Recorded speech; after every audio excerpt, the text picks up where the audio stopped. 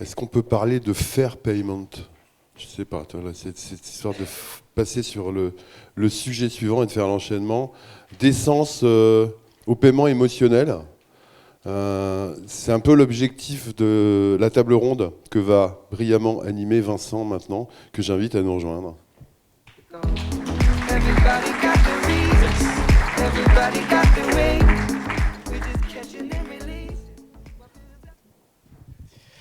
Merci Didier. Vous pouvez monter sur scène déjà. Ouais, allez-y. Soyez pas timide. Donc on va parler de paiement et d'émotion. On a parlé d'expérience, de marketing sensoriel, et au final, ce qu'il y a derrière, au bout du bout, c'est une émotion. Et c'est ça que cherche à recréer l'enseigne, la marque, c'est vraiment une émotion. Et en fait, on s'est aperçu que l'émotion et le paiement, c'était pas très documenté, c'était pas très connu, et que très peu d'acteurs s'y intéressaient. Donc on s'est dit, ça va faire une parfaite table ronde. Alors, qu'on s'y trompe pas, ce dont on va parler, c'est l'émotion et du fait de payer. On va pas parler d'émotion et du fait d'être payé. Si je peux partager par exemple une anecdote personnelle, un peu moisie mais personnelle, chaque année Didier veut me voir pour ma prime sur objectif. Ça c'est hyper émouvant pour moi. Alors, voilà. Enfin, déjà croiser Didier c'est émouvant, mais quand il a un chèque à la main, c'est une espèce de cathédrale de l'émotion. Donc on va pas du tout parler de ça. Non. Donc on va parler du commerce moderne et on parle beaucoup de commerce expérientiel. Cette expérience c'est une émotion. Ce que cherche à créer une enseigne chez vous, c'est une émotion. Alors généralement, c'est une émotion positive, évidemment. Et pourquoi une émotion? Parce que c'est une relation intime. C'est une relation intime entre l'enseigne et vous. Et dès le moment où vous avez une relation intime avec quelqu'un, vous êtes dans une confiance interpersonnelle. Et donc, forcément, vous êtes plus engagé dans la marque. J'ai le petit truc là pour passer les... Merci. Donc, quelques exemples justement d'émotions qui sont parfaitement travaillées. Le premier, c'est une enseigne qui s'appelle l'Éclaireur. Donc l'Éclaireur, c'est quoi? C'est au plein centre de Paris, à côté de la Banque de France. Vous avez une porte cochère complètement anonyme. C'est parfaitement anonyme. Vous avez juste un petit interphone et vous appelez l'Éclaireur. Et derrière, c'est ça. Et ça, c'est quoi? C'est une ancienne écurie qui est retransformée dans l'enseigne de luxe la plus secrète de Paris, qui justement propose des créateurs artisans, bref, tout un tas d'expériences avec des fringues qui coûtent très cher. Mais vous êtes accueillis avec cette espèce de découverte totale d'un endroit complètement inconnu et qui vous est presque réservé. Quand on va chez l'éclaireur, on reste 3 heures. On essaye plein de trucs, on prend un café, on parle, etc. Ça, c'est une vraie expérience one-to-one et dans laquelle vous êtes quelqu'un de très important. Deuxième type d'expérience, c'est Patrick Roger, le chocolatier. Je ne sais pas si vous connaissez, il est meilleur ouvrier de France. Et quand vous entrez dans une boutique Patrick Roger, vous tombez nez à nez avec une sculpture grandeur nature d'un animal en chocolat. Et tout d'un coup se crée un rapport charnel avec le chocolat, très animal, quelque chose de très intime aussi. C'est une autre façon de recréer autre chose. Évidemment, vous êtes accueilli par les odeurs, etc. Mais lui a été beaucoup plus loin. Il s'est dit qu'il fallait être accueilli par justement tout cet univers, et un univers animal. Et puis évidemment, je ne pouvais pas citer l'Apple Store. L'Apple Store, c'est cette cathédrale de la consommation. Et d'ailleurs, dans cet exemple-là, je crois que c'est à Sao Paulo, celui-ci, c'est vraiment cette cathédrale de lumière, végétale au milieu, et vous êtes là à acheter des trucs à 1 200 €, mais vous n'en rendez même pas compte. Alors d'ailleurs, pour rappel, l'Apple Store est l'enseigne au monde avec la plus grande rentabilité au mètre carré. Voilà. Donc l'expérience, évidemment, elle est primordiale pour justement vous faire acheter ces petits composants électroniques à 1 200 €. Donc je l'ai dit tout à l'heure, l'émotion liée à l'achat est très documentée, elle est très connue. En marketing, il y a des documentations à foison. En l'occurrence, liée au paiement, il n'y a pas grand-chose. Et pourquoi? Parce qu'en fait, le paiement, pour la plupart des gens, c'est quelque chose qu'on veut voir disparaître, c'est quelque chose de très désagréable, et on parlera ensuite de douleur et de paiement. Et nous, on a essayé de s'y attarder à travers 3 axes. Donc c'est comment est-ce qu'on fait disparaître l'émotion négative, comment est-ce qu'on comprend et qu'on peut utiliser l'émotion au moment du paiement, et puis enfin, comment est-ce qu'on peut créer une émotion au moment même de payer. Et ça, c'est ce qu'on verra ensuite. Je vous propose à chacun de vous présenter rapidement, et puis ensuite on passe aux interventions. Je vais prendre la parole. Nicolas Vesleb, société Pégrine. D'abord, je suis très heureux d'être là, merci beaucoup. C'est un moment d'émotion, je suis vraiment heureux. Pégrine, je suis ravi d'en parler. C'est une solution de paiement dont la vocation est de faire en sorte que chaque transaction ait un impact positif sur la société et l'environnement. Donc on propose toute méthode de paiement, ça c'est pour la partie monétique, mais je vais l'évacuer. Et on a 2 options qui permettent d'avoir un impact positif. Le premier, c'est l'arrondi solidaire, qu'on a entendu parler tout à l'heure avec Nature et Découverte, qui fait partie des précurseurs. Donc le concept, c'est de permettre d'abord à un marchand de nouer des partenariats avec une association, et enfin de permettre au client de se voir proposer, c'est une option, d'arrondir son panier à l'euro supérieur ou plus, au profit de l'association de son choix. Ça, c'est pour avoir un impact social. Et le deuxième, c'est TRI, c'est un algorithme de compensation carbone qui vient calculer l'empreinte carbone de ses achats et permettre d'afficher en fin de parcours l'empreinte environnementale de sa consommation. Et on a fait tout ça parce qu'effectivement, le paiement, c'est le dernier contact entre le client et le marchand. C'est un moment de stress. C'est le dernier sentiment qu'emporte avec lui un client en quittant la boutique. Et donc c'est un bon moment pour apporter justement des valeurs ajoutées positives. Et donc on a croisé justement la RSE des entreprises et la relation client à travers le paiement, en réintégrant dans le parcours d'achat jusqu'au paiement des outils qui permettent aux clients, grâce à la marque, de choisir quel type d'impact positif il va avoir à chaque achat. Voilà. Bonjour à tous, Kevin Becker, je suis l'un des fondateurs de Dotaki. Avant Dotaki, j'ai travaillé aussi dans la finance, un peu comme vous, et puis j'ai créé cette boîte. Alors, chez Dotaki, notre mission, c'est d'aider les e-commerçants à augmenter massivement leur taux de transformation en ligne. On fait ça grâce à un algorithme, une intelligence artificielle, qui est capable de détecter parmi les visiteurs d'un site internet la manière dont ils prennent leurs décisions d'achat, que ce soit de manière rationnelle ou de manière émotionnelle. Bon, je me rends compte que cette phrase fait beaucoup plus que 12 mots. J'espère que vous avez pu en processer au moins une partie. Donc, intelligence artificielle, et ça divise les gens en rationnel ou émotionnel. On active ça en modifiant des call to action, leur nature, leur couleur, en augmentant ou en diminuant la quantité de texte, en modifiant les images qui sont affichées. Et on a la chance, grâce à ça, d'obtenir d'excellents résultats, d'augmenter les ventes de manière très importante. On est très heureux puisque récemment, notre technologie a été validée et adoptée par des leaders du e-commerce et notamment La Redoute en France. Voilà, donc c'est une technique qui marche excellemment bien et on va en parler certainement plus en détail tout à l'heure. Tout à fait. Patrick, tout le monde vous connaît déjà, on est d'accord? Oui. Vous voulez redire un mot? Oui, simplement pour cette table ronde-ci, ma simple casquette, c'est d'être assistant au département marketing d'HEC Paris en spécialité marketing comportemental. Alors, quand on a préparé la table ronde, on a partagé un certain nombre d'émotions qui sont liées au moment de payer. Donc, il y a quelques émotions positives, on les verra un petit peu, mais beaucoup d'émotions négatives. Alors, on a noté douleur, anxiété, aversion, culpabilité, etc., etc. Très, très négatif. Et c'est par elle qu'on va commencer. Comme ça, on va évacuer le plus compliqué, et puis ensuite, on ira vers le plus agréable. Oui, parce que payer, c'est quoi? C'est se payer, c'est se séparer d'une partie de son capital, c'est être débité, c'est violent, être débité, amputé, diminué, etc. Donc on s'est dit, tiens, on va traiter du paiement et de la douleur. Alors, c'est pas le thème de la soirée ce soir au château du Martigues-Sade, c'est pas ça du tout, paiement et douleur, ne vous inquiétez pas. Enfin, ne vous inquiétez pas, ça, j'en sais rien, mais en tout cas, parce que je sais même pas moi-même ce qui est prévu. Donc on va parler justement de paiement et douleur avec vous, Patrick, pour démarrer cette table ronde. Voulez-vous mettre... Non, je ne suis pas bien ici. Je peux tricher, je peux la mettre là. Je verrai mieux. Je peux avoir la petite zapette. Ouais. Merci beaucoup. Voilà, je vais aller à marche arrière. Donc, l'idée qu'on a avec ce département marketing sciences cognitives, c'est d'étudier la douleur de payer. Donc, on a un biais cognitif qui est l'aversion à la perte et qui fait que quand on paye, finalement, c'est la même zone dans le cerveau qui se déclenche que pour la douleur. Donc, nous, ça nous intéresse effectivement beaucoup de savoir pourquoi est-ce qu'il y a cette douleur. Donc, vous m'avez demandé de revoir un petit peu la littérature scientifique sur douleur du paiement. C'est ce qu'on a demandé à un doctorant avec nous de revoir un petit peu ceci. En fait, on a triché. On a uniquement revu tout ce qui est de la sphère de Berkeley et de Princeton avec Richard Thaler, qui a été prix Nobel d'économie en partie pour cette étude du paiement. Donc voilà, on n'en sait pas grand-chose en fait. Comment diminuer la douleur du paiement?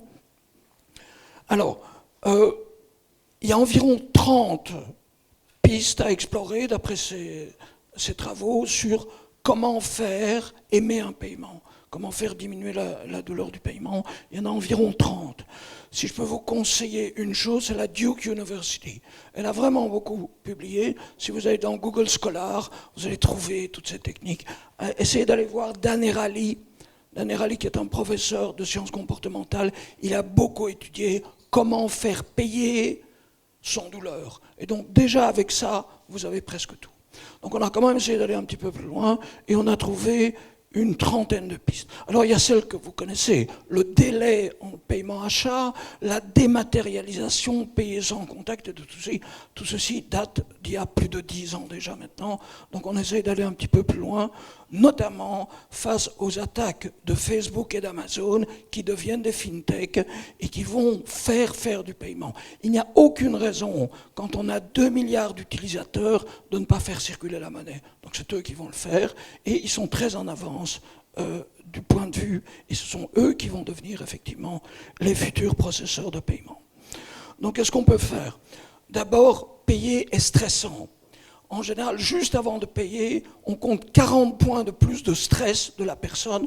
On mesure ça par sa sudation, par son clignement oculaire et autres.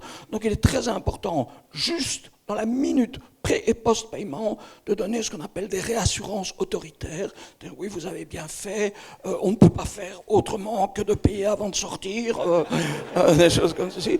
Donc il faut repasser à 180 points, pas plus, de stress au moment de payer pour que ça vienne facilement.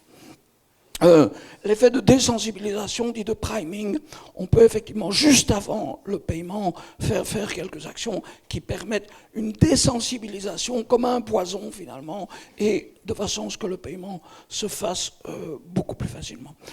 Je lis mon copion ici, parce que ma mémoire... Donc, ludification, bien sûr. Vous savez que Ubisoft devient la première société mondiale de paiement. C'est elle qui fait les paiements, Ubisoft. Ubisoft avec Assassin's Creed, avec tous ces jeux vidéo que tout le monde regarde, eh bien on va essayer de faire payer et de récupérer le maximum de valeur de la personne, monétaire et non monétaire, et de lui faire sortir au cours d'un jeu vidéo. Vous savez que le jeu vidéo est la première industrie bien avant le cinéma. Donc il y a une monétique à l'intérieur d'Ubisoft. Par exemple, si vous êtes dans Assassin's Creed, eh bien, on va voir comment est-ce qu'on va vous amener à acheter et à payer sans douleur pour une nouvelle armure à moins d'$1. Et donc tout ceci est amené, on va commencer par augmenter la session de jeu et vous amener vraiment à payer avec plaisir. La distraction, ben ça vous connaissez Auchan, l'information Auchan. Que doit dire la caissière au moment où le client doit payer? Donc elle dit toujours les 3 mêmes phrases, elle les module un petit peu, ce qui fait que le paiement est beaucoup plus facile. Et vous connaissez les phrases que dit la caissière chez Auchan. L'effet de récompense, ça c'est un classique que vous avez aussi. C'est, je vais essayer de faire en 3 minutes, parce que je crois que l'important de ce qu'on va vous dire, ce sont ces sociétés du futur qui vont vous parler jusqu'après moi. Donc l'effet de récompense, ça vous le connaissez, récompenser pour payer. Et alors budgétisation, c'est très intéressant, parce que dans notre tête, et ça c'est vraiment les travaux que je vous recommande chez Richard Thaler, prix Nobel d'économie 2017, nous compartimentons nos dépenses. Et s'il y a un budget alimentation, c'est pas le budget food. Donc dans le magasin, qu'on soit chez Ikea, qu'on soit chez Auchan ou chez Leclerc, eh bien on va essayer de trouver, quitte à mettre des produits non alimentaires dans les rayons alimentaires. Pourquoi? Parce que le budget alimentation peut aussi nous faire un achat supplémentaire, et avec ces méthodes, on est capable d'obtenir des choses plus intéressantes. Je vais très vite parce qu'en fait, vous le connaissez. Effet de libération dit d'honoraires, vous êtes honoré d'avoir payé, ça on le fait. Le prélèvement à la source et l'impulsivité, ben vous connaissez comment on génère cette impulsivité de paiement. Très attention à la saillance mentale. Comment est-ce qu'on écrit le chiffre? Est-ce qu'il faut mettre euro avec une minuscule ou pas mettre en euros? Eh bien, tout ceci peut ajouter très facilement quelques achats en fonction de la saillance mentale du chiffre. Et vous savez tous, mieux que moi, qu'un prix à 9,99 nous semble 17% moins cher qu'un prix à 10 euros. Donc vous voyez cette calcul, cette saillance mentale. L'effet de sens du paiement, je ne vous en parle pas, je termine très rapidement par les micro-paiements. Mais surtout, on va maintenant dans le non monétaire. Dans le non monétaire, on démonétarise tout. Donc si une société ne devait s'occuper que de transférer des monnaies, elle n'a pas d'avenir. Donc on va transférer autre chose. Donc en fait, des réseaux sociaux, ils le disent chez Facebook, ils le disent, si vous avez les 2 milliards de comptes, vous avez l'argent. Vous avez l'argent. Donc ce sont eux qui vont faire les paiements, mais des paiements souvent en non monétaire ou autres, en équivalent monétaire. Vous avez certainement des zones d'études dans ce cas-là. Le bon moment, donc on sait que dans la journée, dans la semaine, il y a des moments où les gens payent plus facilement que d'autres. Et le tout dernier, ça c'est d'Amazon, bien connu, où vous avez ces 6 étapes, depuis l'ouverture de la page jusqu'au paiement. Donc il y a un entraînement psychologique jusqu'au moment où on appuie sur le bouton « Payer, j'accepte », puis il y a une réassurance. Donc vous connaissez Amazon mieux que moi, ils appliquent tout ceci. Voilà, je voulais simplement faire cette petite revue que vous m'avez demandé de faire. Maintenant, je crois que c'est plus important de vous écouter, notamment sur le prix psychologique et autres, dont on a beaucoup parlé. Merci beaucoup.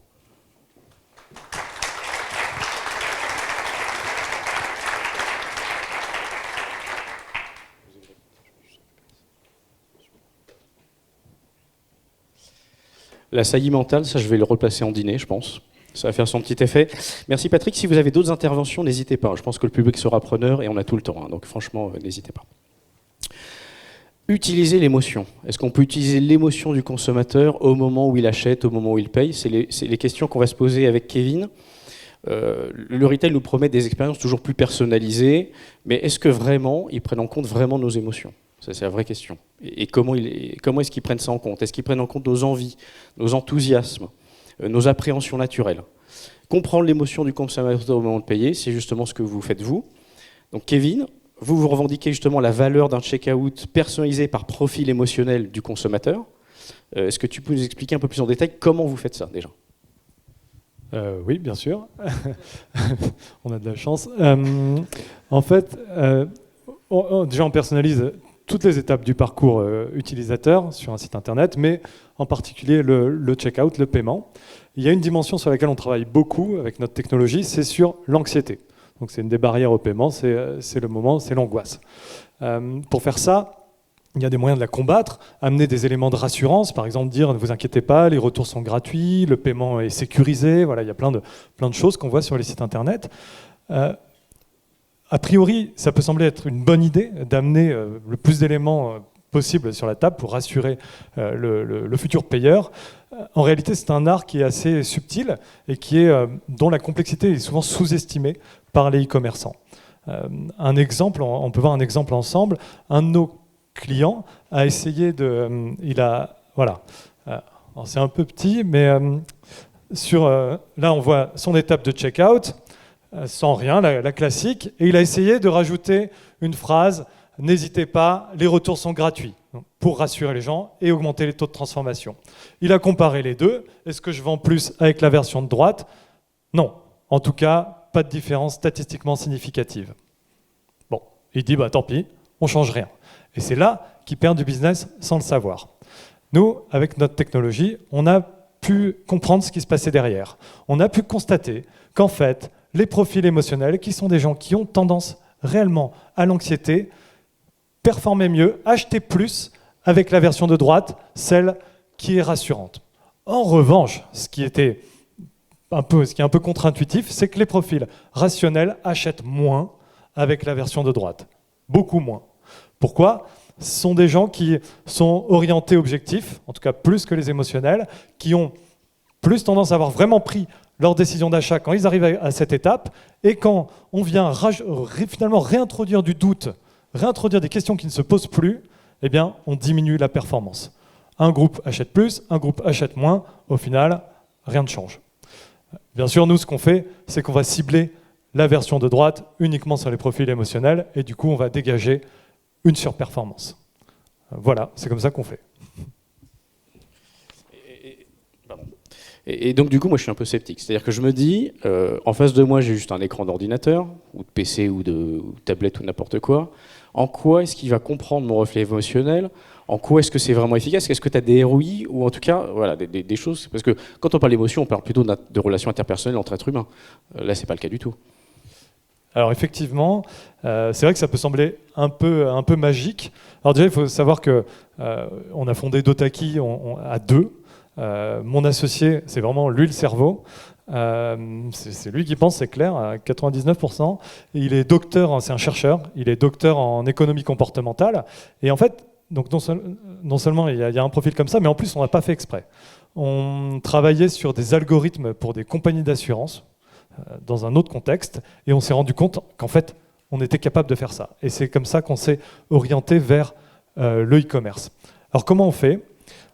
On utilise en fait 3500 variables en entrée qu'on capte sur les plateformes Internet. Donc nos clients déploient notre tag sur leur site et on va venir capter 3500 variables qui sont de deux natures.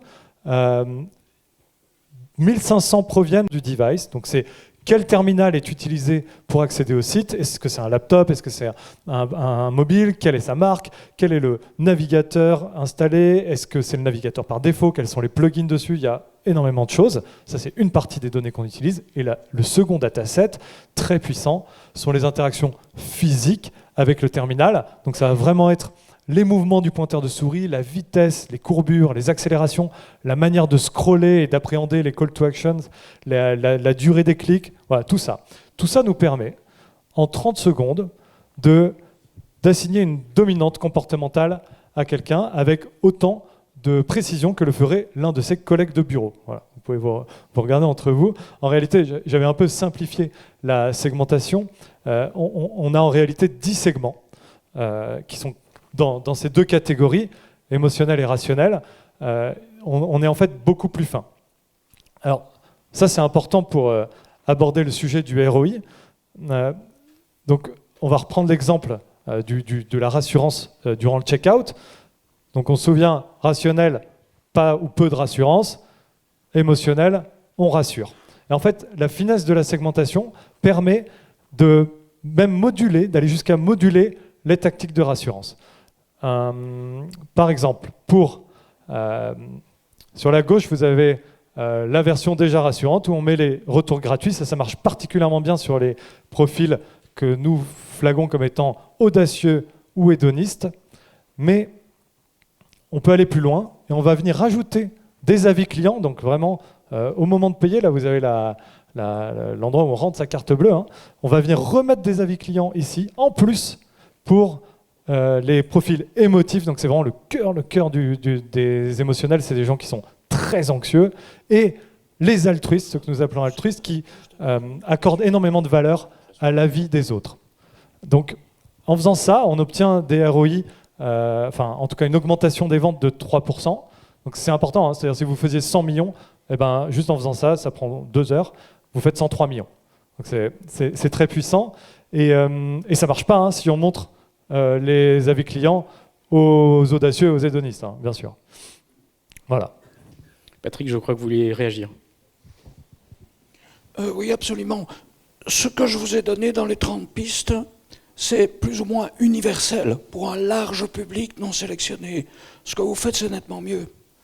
Si vous pouvez personnaliser et que vous êtes capable, par l'activité Internet, de faire un profil psychologique, un test de personnalité, et d'y adapter la bonne piste pour la bonne personne, c'est nettement mieux que de prendre ces méthodes universelles que je vous ai citées. Donc encore une fois, félicitations. Merci beaucoup, merci beaucoup.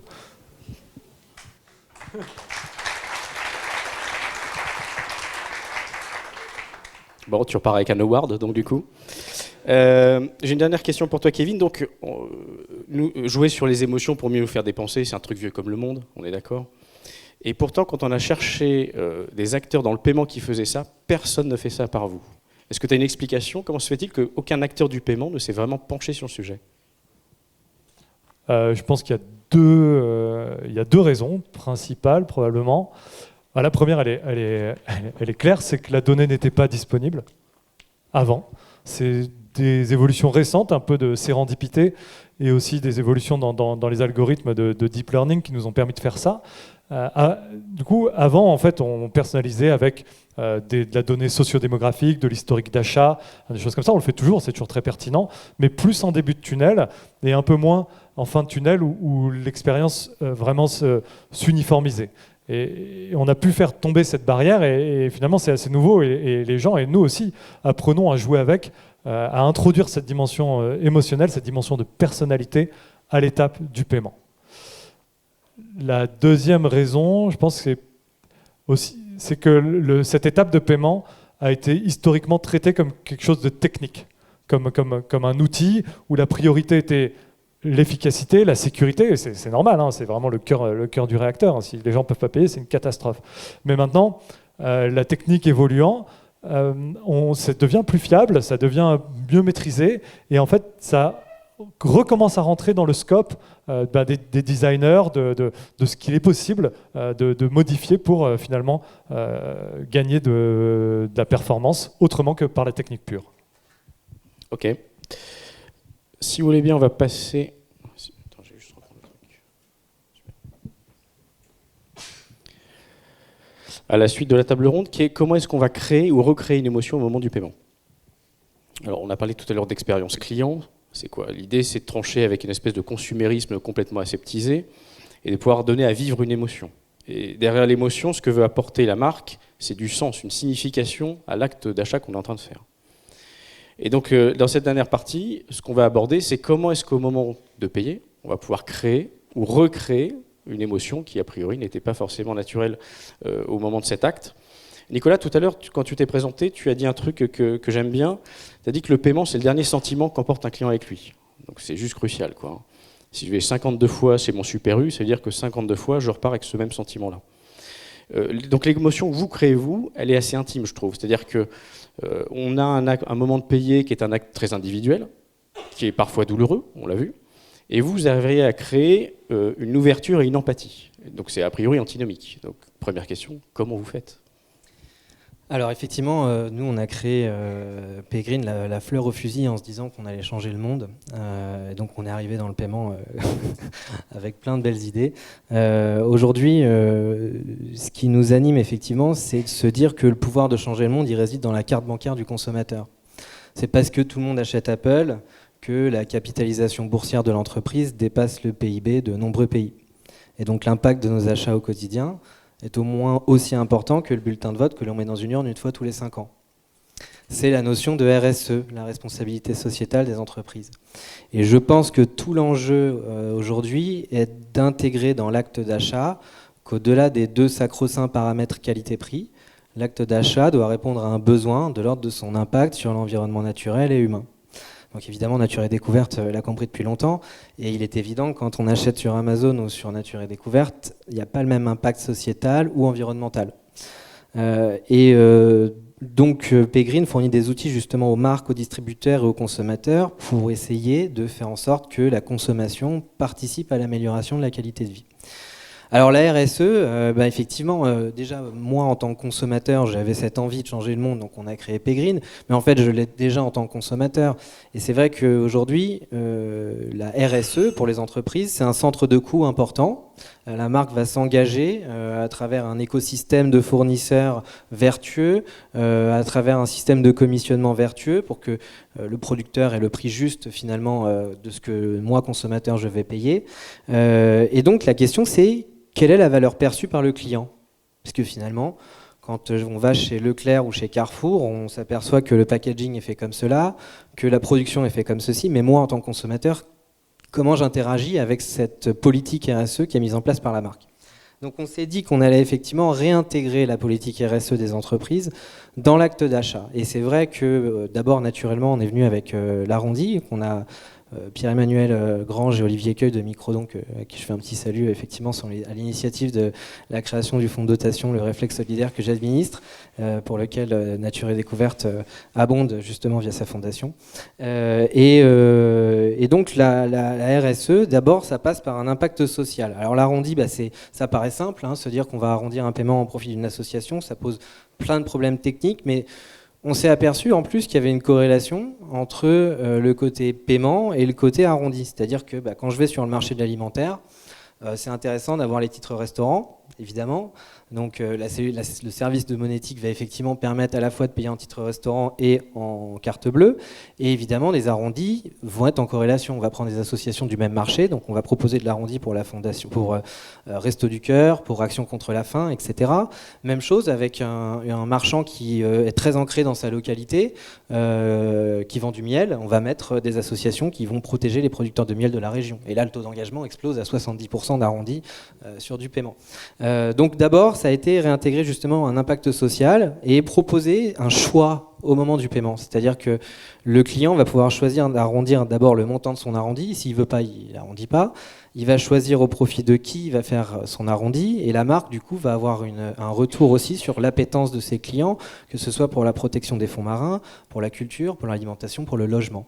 Donc ça, c'est un premier outil, effectivement, qui va, moi, en tant que consommateur, dans mon parcours d'achat, me permettre de voir quel type d'impact je veux avoir. Et d'abord, c'est sans douleur, c'est en fonction de mon pouvoir d'achat. C'est au moment du paiement, je ne sors pas ma carte 2 fois, etc. Et la promesse, c'est qu'1 euro donné est 1 euro reçu, donc il n'y a pas de commission qui est prise. Je sais que le don que je fais est 100% philanthropique. Ensuite, il y a la partie, dans la RSE, la partie impact environnemental. Alors ça, c'est compliqué. Effectivement, aujourd'hui, où est la donnée de l'empreinte environnementale? On voit les Yuka, effectivement, où on a partout le Nutri-Score, donc c'est facile, effectivement, de pouvoir se positionner par rapport à sa santé. Par rapport à la santé de la planète, comment on fait? C'est assez compliqué. Alors, on a sorti un algorithme qui vient calculer l'empreinte carbone de son achat en prenant en compte la distribution et l'essentiel de ce qu'on peut avoir sur le panier. Il y a beaucoup de données, effectivement, on vient calculer tout l'impact de la navigation. Alors ça a l'air de rien, la navigation, petit aparté. Google avait sorti j'ai une petite mouche qui se bat avec moi depuis tout à l'heure. Google avait sorti un audit il y a 4 ans disant que quand on envoie un mail Gmail avec une pièce jointe, ça correspond à une ampoule allumée pendant plusieurs heures. Donc quid de la navigation? Quand je vais sur une page web chargée de la vidéo, des images HD, donc on va prendre en compte effectivement le temps passé sur chaque page, le poids de la page en octets, les requêtes serveurs lors du paiement, le poids du produit, l'endroit d'où il part, l'endroit où il est livré, le mode de transport, avec des facteurs clés d'émission de l'ADEME sur l'énergie, sur le transport en fonction de la cylindrée, effectivement, etc. Récupérer la donnée des livreurs, puisque Colissimo compense 100% de ses achats. Donc si je choisis effectivement Colissimo, je vais avoir du carbone évité. Donc l'enjeu, c'est aussi pas de 100% de contribuer, mais aussi d'éviter. Et donc ça nous permet d'intégrer justement jusqu'à la fin du paiement, donc sur la page de paiement ou sur un ticket de caisse, l'empreinte carbone de son achat et de proposer ensuite, dans la même logique que l'arrondi des associations qui sont pertinentes avec l'activité commerciale, proposer des projets bas carbone de contribution qui vont permettre justement de compenser le résiduel, c'est-à-dire l'empreinte environnementale de mon achat. Donc ça, c'est assez révolutionnaire. Enfin, surtout, on fait le lien entre des projets bas carbone, des hydrauliques, éoliens, offshore, etc., qui demandent du financement. Et du coup, on arrive à un prix à la tonne de CO2. Et nous qui arrivons avec un algorithme à sortir un volume de kilogrammes de CO2 émis par son achat, et donc on arrive du coup à proposer à la marque un système qui individuellement permet moi d'avoir l'empreinte environnementale de mon achat, et ensuite à la marque de choisir un projet bas carbone qu'elle va financer à hauteur de mon empreinte carbone et de l'empreinte carbone générale de la distribution de la marque. Et donc à la fin, le consommateur et la marque vont voir un projet qui va, grâce à son financement, voir le jour, et du coup pouvoir éviter l'ouverture d'une centrale à charbon ou autre. Donc l'idée, c'est ça, c'est de redonner la main au consommateur, mais grâce à la marque, sur son achat, en lui permettant de choisir quel type d'empreinte sociale ou environnementale il va avoir grâce à la marque dans son parcours client. Donc on voit, en fait, vous faites vachement appel au sens de la responsabilité du consommateur. C'est plus qu'une empathie, c'est sa responsabilité. Il n'est pas qu'un simple consommateur, c'est un citoyen, effectivement. Si j'étais un peu cynique, je ne le suis pas, hein. Mais oh non, ne riez pas. Si j'étais cynique, est-ce que vous n'êtes pas en train de culpabiliser le consommateur pour ensuite le récompenser d'une conscience improvisée? Enfin, est-ce qu'il n'y a pas un peu quelque chose comme ça? Alors si, on a beaucoup rigolé quand vous avez dit ça, effectivement avec Cyril, on a dit oui, le but c'est de faire peur pour faire un maximum de chiffre d'affaires. Non, c'est pas le cas, évidemment. Là, ça, je laisse ça à Greta et à d'autres. Voilà. Nous, la baseline de Paygreen, c'est solution positive. Donc nous, notre objectif, c'est de donner des solutions. Et d'abord, on donne de l'information. C'est agréable, en fait, de connaître l'empreinte environnementale de son achat. Aujourd'hui, personne ne la connaît. Donc en économie, justement, on a l'habitude de parler du prix psychologique, effectivement, c'est-à-dire que quand je perçois que pour ce produit-là, le prix est élevé, je me dis qu'il est haut de gamme. Si je perçois que le prix est bas, je me dis qu'il est bas de gamme. Et au milieu, on a l'idée qu'on se fait du standard qualité-prix, c'est-à-dire un prix psychologique de ce que doit être le standard du produit que j'achète. Aujourd'hui, si je nous sors l'empreinte environnementale sur un ticket de caisse de notre achat, on est incapable de se dire si c'est bien ou pas bien par rapport à l'existant, à l'état de l'art. Donc c'est ça aussi ce qu'on fait, c'est, comme je l'ai dit tout à l'heure, intégrer dans l'acte d'achat d'autres paramètres que qualité-prix et connaître son empreinte environnementale. Ensuite, chacun fait son choix. Je rapproche ça un petit peu de dans la grande distrie, quand il y a eu une loi qui est sortie qui obligeait justement sur chaque produit à mettre la valeur, enfin le prix pour 100 grammes. Du coup, ça permettait de comparer entre deux produits le prix pour 100 grammes, et parfois on s'aperçoit qu'on paye plus cher un produit qu'un autre alors qu'on s'imaginait que celui-ci était moins cher. Ça permet de donner des ordres de grandeur, ça permet aussi de donner un outil pour avoir une réflexion. Donc on n'est pas dans le jugement, on est plus dans la solution. Et enfin, en plus, c'est assez indolore parce que c'est la marque qui décide de mettre ça en place. Moi, je vois effectivement quel est le projet bas carbone qui est derrière, et je sais que si je fais mes achats pour acheter un produit qui va avoir le même prix là ou là, chez tel ou tel distributeur, eh bien ici, je sais exactement quelle sera l'empreinte sur la planète, et je sais quel projet, sur quel projet la marque va contribuer pour financer justement la contribution à un projet bas carbone à hauteur de cette empreinte carbone.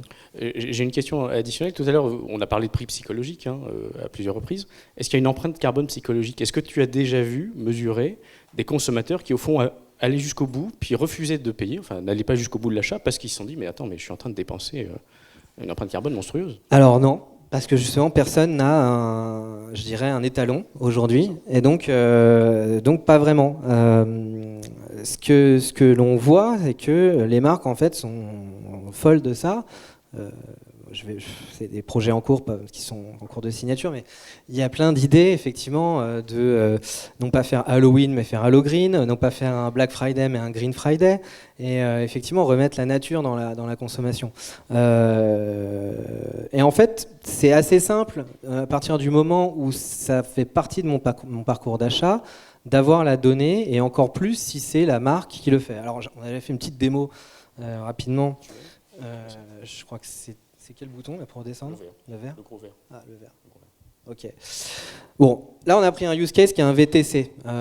Bon, ça marche pareil avec un achat en ligne. Effectivement, quand on va faire un achat en ligne, on connaît son adresse de stockage, on met évidemment son adresse de livraison, on sait comment est chargé le panier, et en plus on a la donnée du transporteur en API qu'on peut récupérer sur quelques données de calcul qui peuvent étayer le résultat de l'algorithme. Donc là, pareil, sur un VTC, effectivement, on va avoir son adresse de départ, son adresse de livraison, on connaît la cylindrée du véhicule, on connaît son chargement.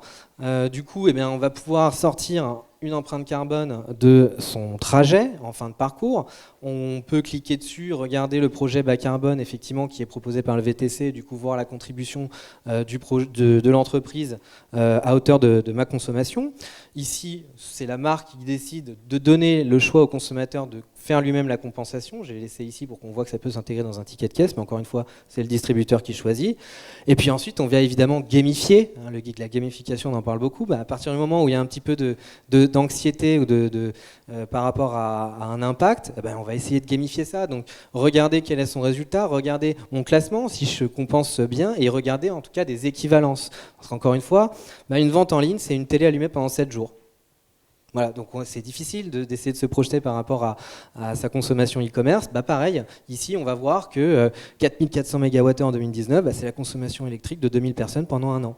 Donc c'est intéressant et non pas anxiogène de redonner des ordres de grandeur, et je le dis, c'est pour le cerveau un outil supplémentaire qui vient éclaircir une zone d'ombre, alors qu'effectivement c'est un geste citoyen. Aujourd'hui on le voit avec justement Greta, j'en parlais, on a cette petite anxiété en tout cas du point de vue d'une économie où on se dit est-ce qu'elle peut encore aller plus loin, est-ce que le développement durable et la croissance sont compatibles? Absolument, c'est même des leviers de développement, et de remettre en cause des modèles qui ont un impact négatif. Je pense qu'aujourd'hui les entreprises qui se positionnent là-dessus seront les premières à s'exporter, puisqu'on parle toujours dans l'entrepreneuriat de la scalabilité des modèles, et finalement ce problème il est mondial, donc effectivement le besoin il l'est aussi.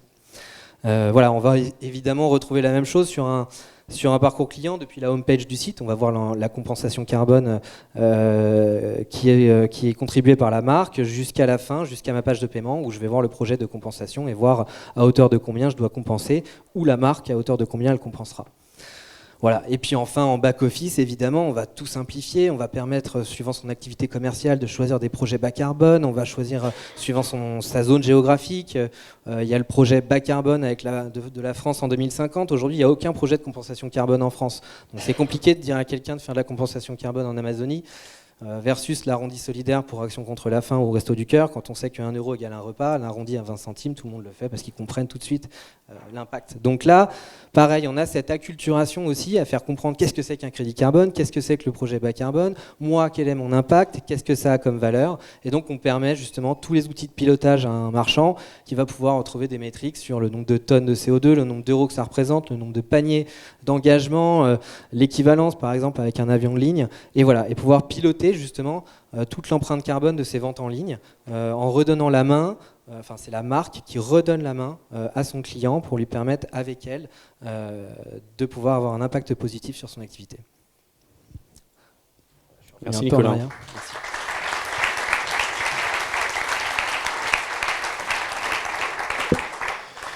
Je ne sais pas, Laetitia, on a le temps pour une ou deux questions du public? Oui. Est-ce que vous avez des questions pour nos intervenants? Est-ce que Olivier Ramos a une question pour nos intervenants? Allez, Olivier, tu as toujours une question? Non? Pas pour cette fois? Bah, écoutez, s'il n'y a pas de questions, dans ce cas, on va passer au mot de la fin.